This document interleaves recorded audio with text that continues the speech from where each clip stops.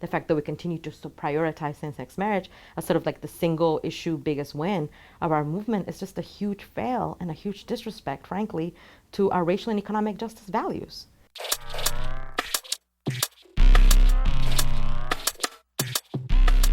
When we look at key feminist interventions, like one of the central things that feminists have engaged in is critiquing marriage, looking at it as a form of control of women, looking at the ways it has made women into the property of men, made children into the property of men, limited women's mobility, created a space of justified violence against women in which like the state would like keep its hands off and let whatever happens in the household happen.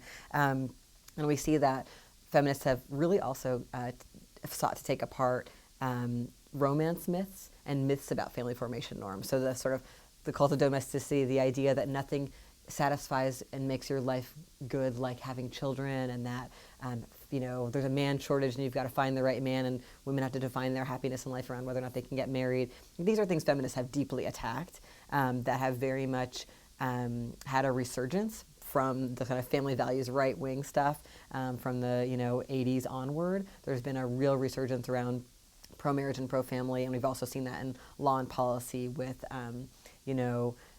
President Bush and then also President Obama investing in healthy marriage promotion programs in which people are encouraged to marry, in which there's actually rewards people on welfare to marry based on this absurd idea that marrying will reduce poverty.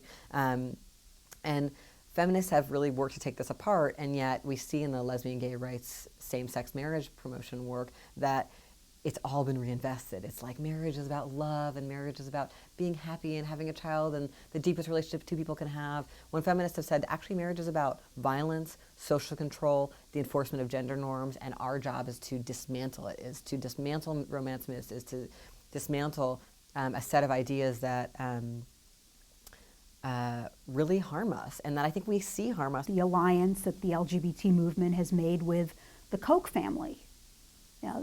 They're pro-gay, they're pro-marriage, they're putting their money where their mouth is.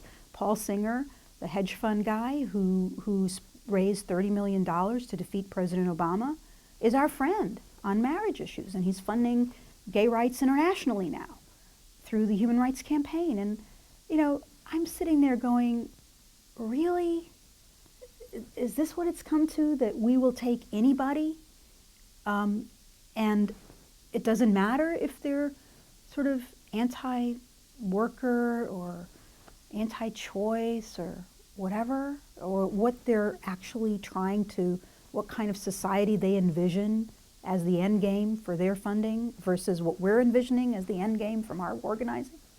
So we're in a very weird place. That frustrates me, that kind of unprincipled, valueless pursuit of a narrow rights agenda. Some of the gay rights sort of advocacy around marriage has actually presented itself as hostile to poor people, to women of color, to black folks in this country. Gay and lesbian rights politics that's focused on marriage has used a lot of talking points about marriage that consistently have been identified as anti-woman and anti-black narratives. So narratives like, children are better off when they're raised by a married couple. People who are wealthy should be able to adopt babies. These kinds of narratives that have been, these are like extremely conservative talking points that have consistently been used to harm women, to say that black families are pathological because they don't marry in the same numbers, to cut welfare because it's framed by the right as a problem of morally lax, unmarried people of color. All these are horrible talking points, and they've just been embraced by the same-sex marriage advocacy. So a lot of the gay marriage sort of frame has actually just used what were already racist and sexist and patriarchal tropes that were used to kind of gut social safety net programs, starting with welfare. It's so central, right? This notion that poverty occurs because people aren't married enough is a central notion in marriage politics and poverty politics and anti-black politics in the United States. Expanding this line of like deserving versus undeserving immigrants and queers, the focus on gay marriage does that because you have to be in this kind of monogamous same-sex relationship, and one person in the partnership has to be a U.S. citizen in order for you to get status that way. And for a lot of poor queer immigrants of color, that's just not the case, and never will be for many good reasons. And so it's this kind of lifting up of one very specific relationship. And the immigration system has always done that. Has always kind of valued this kind of patriarchal family formation where your spouse and your children are the ones who can immigrate, and that's it. 65% of immigration, lawful immigration to the U.S.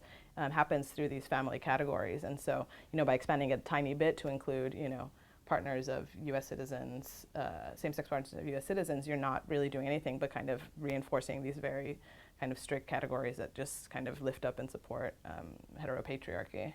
Institutions are powerful and durable, and a lot of the ways that they maintain themselves is by adjusting slightly, right? And so I think the inclusion of gay people into marriage institutions more than anything helps preserve those institutions. When people believe that the narrowest version of gay rights politics is good because it's been more effective, or when they say, oh, come on, we can't do the whole kitchen sink, we gotta just focus on the major issue, which is let's just do one thing, people can understand it. What they're missing is any kind of a long vision of social change. So in general, when you cut out parts of your community, when you use conservative talking points to win something really narrow, it means that you're propping up existing institutions and systems that actually harm us. So that's going to have bad effects on us or fail to sort of get the root causes. And you're going to win things that don't mean much to most people. You're going to win something, you're going to win a win on paper that most people's lives won't see change in, because if it was something that was going to bring deep root change, it would require more time and effort. It wouldn't be the most narrow, surgical, efficient thing to do. It would be probably something that was more transformative, right? So I think that the idea that these really narrow victories have been victories is something I would question, because I think that they aren't getting at the root causes of homophobic and transphobic harm people are experiencing in communities that relate to poverty, police violence, immigration enforcement, lack of access to healthcare. They just don't solve those problems. And in fact, they prop up institutions like marriage that have actually promoted those problems. They prop up institutions like the military or the police that have actually been agents of those problems in our lives.